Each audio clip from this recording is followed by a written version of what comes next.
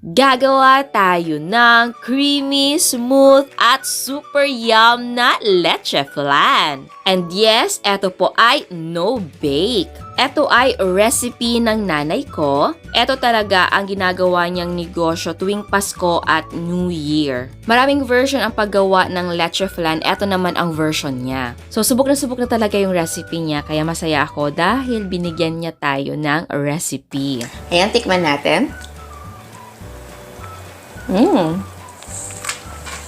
Tingnan nyo. Ayan, oh. Ang ganda, diba? And hindi lang yan maganda, masarap.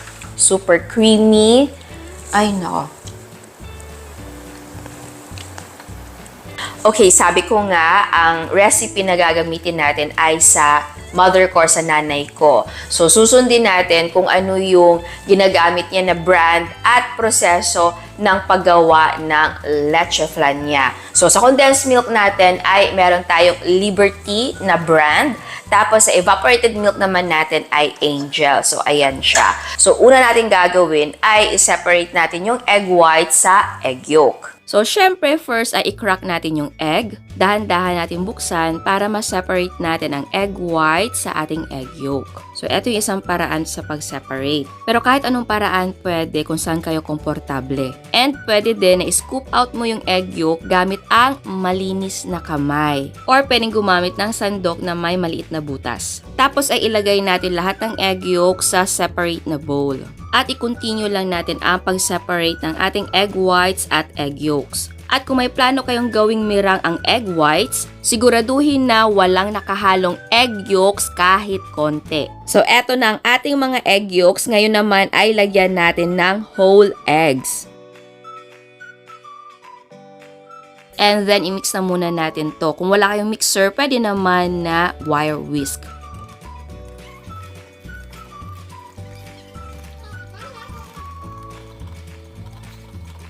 Ayan, kapag na-mix na natin siya, ilagay na natin ang evaporated milk.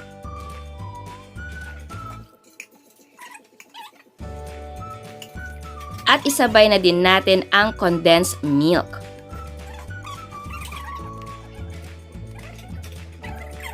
Tapos ay i-mix lang natin ito until ma-incorporate lang natin lahat ng mga sangkap.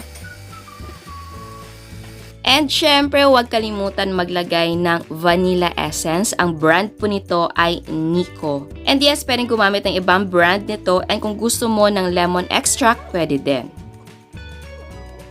And eto na ang ating mixture. So, i-rest na muna natin ito ng mga 1 hour para ma-lessen ang kanyang bubbles. Okay, para naman sa caramelized sugar natin, yung ginagawa ng nanay ko at yung ginagawa ko din before, at I'm sure maraming gumagawa nito, ay naglalagay ng konting asukal sa mismong lianyera tapos idadarang sa apoy para matunaw yung asukal.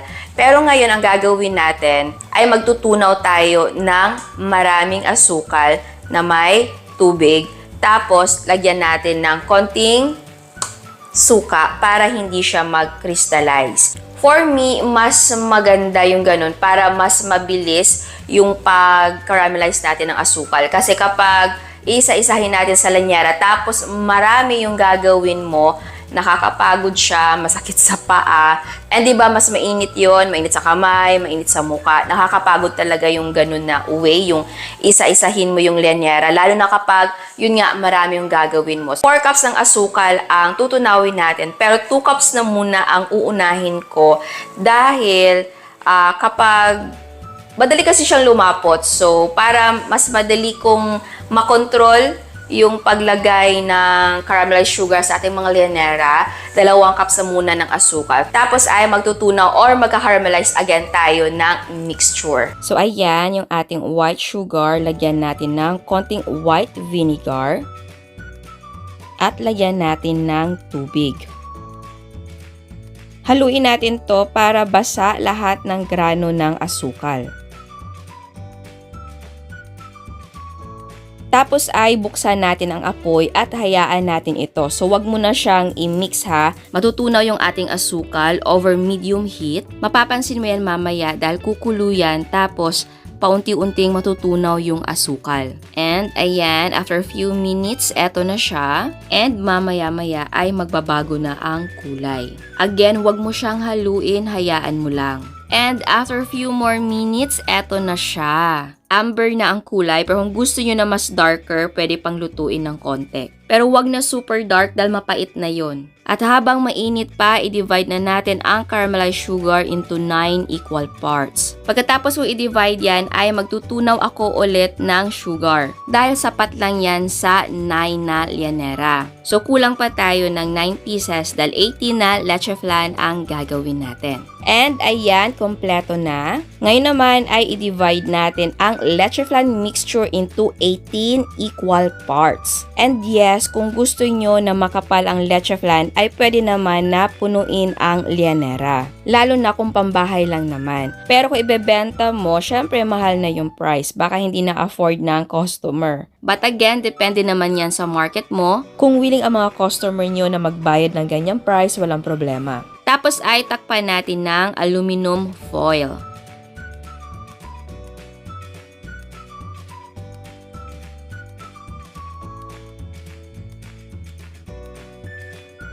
Ayan, mainit na ang ating tubig. So, ipatong na natin ang first layer ng ating steam basket na may mga leche flan.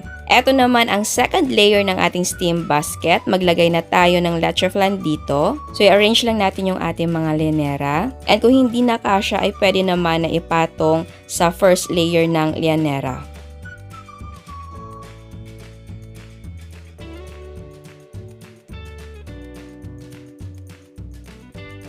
Tapos ay takpan natin ito at lutuin for 45 minutes over medium heat.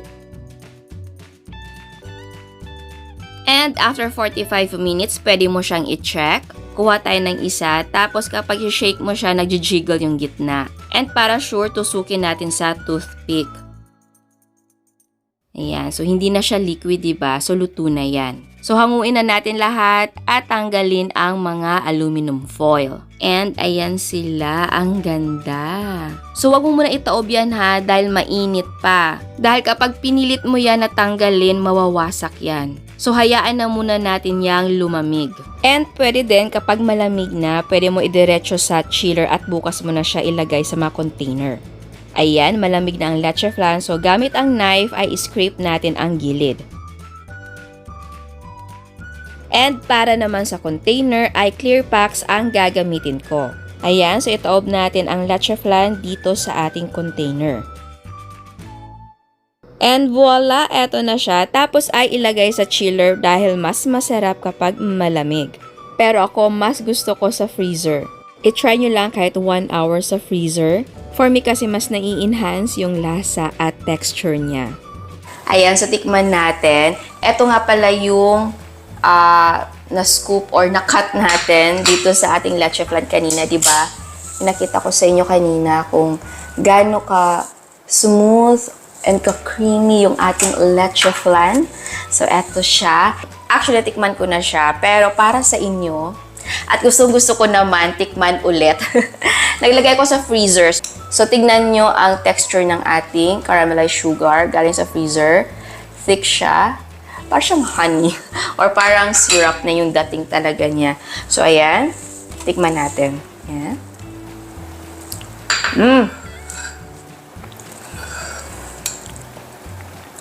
Heaven.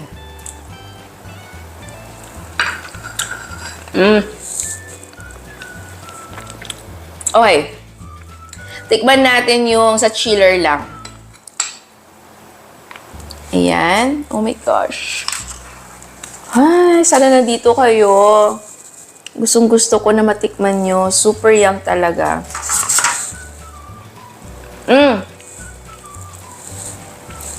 Kung chiller lang siya, melt in your mouth talaga. Napaka-creamy, napaka-smooth. Wala yung gaspang na factor, walang ganon. Eto naman, kapag ilalagay mo siya sa freezer, andun yung texture na yung parang maligat. Tama ba ako maligat? Yung parang chewy yung dating niya, pero creamy, smooth pa rin siya. Tapos, syempre, freezer galing, mas malamig siya. Ang sarap. Ay,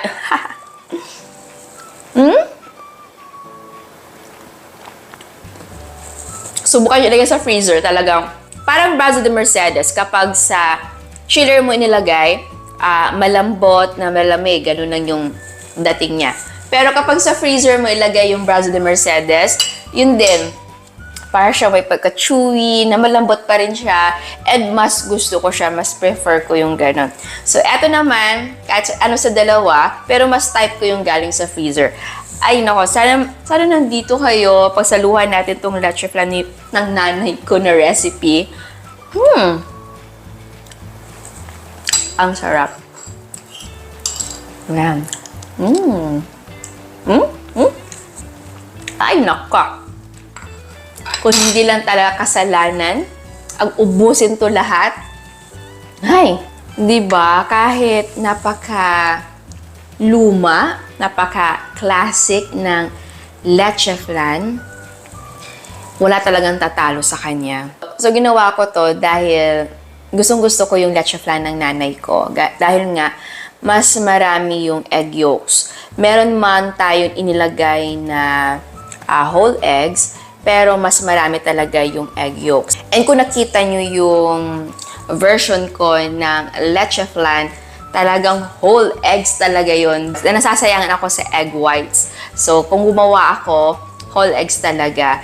May difference talaga sa lasa, sa texture kapag whole eggs na leche flan yung gamit mo. So, kung mahilig ka sa leche flan at gusto mo talaga na special, creamy, smooth, mapapahagat labi ka sa sarap, eto, ang sarap niya. And yes, maraming version ng leche flan. Meron ding pure egg yolks na leche flan. Example, 12 egg yolks, tapos isang condensed milk na lata at isang evaporated milk na lata. Merong ganon. So, kung gusto nyo na ganon, pwede. So, pwede natin gawin nyo next time. Pero eto, yes, subukan nyo. And yeah, ang benta ng nanay ko dito ay 100 per piece. Siyempre, ayan siya. And so, kung kayo ang titingin na hindi nyo alam na egg yolks and creamy and smooth and super yum to, syempre masasabi mo na, ay, 100 pesos, ganyan lang siya. Ganyan lang siya katangkad, hindi nga matangkad. Pero kapag natikman mo naman, ay nako, talagang, sa ganitong lasa, sa ganitong texture, hindi ka pwedeng bumaba sa 100 dahil nga naman, yung mga sangkap naman din mahal. Lalo na yung itlog, mahal. Yung kondensada natin at gatas, mahal na po. So, hindi mo masisisi na 100 pesos ang isang ganito. Syempre naman kung sa inyo ang mga sangkap ay mababa pa ang cost, syempre pwede kayong magbaba ng selling price nito. Pero yun nga, mag-costing kayo. Kasi di ba may may LPG pa. Pero eto nako, napakasulit sa 100 pesos. Kung gusto nyo naman na makapal, pwede naman na punuin natin yung isang lianera. Pero yun nga din, syempre yung presyo nun ay double din. Magiging 200 pesos. Yes, super yum. At salamat sa nanay ko, binigay niya yung recipe nito. Business niya talaga to. Every Pasko at New Year, gumagawa siya, nagbebenta siya nito. So ayan, kung gusto niyo negosyo ngayong New Year or kahit handa sa bahay or pangregalo, yung parang kung may bisita kayo tapos gusto nyo mamigay ng pabaon sa kanila, perfect. Di kayo mapapahiya. So ayan, sana gustuhan nyo ang recipe natin ngayon. Ciao! And sa mga hindi pa nakasubscribe, please subscribe sa ating YouTube channel and please click the notification bell and please click all para ma-notify kayo sa lahat ng uploads. And please don't forget to like our Facebook page and follow us on Instagram. Thank you!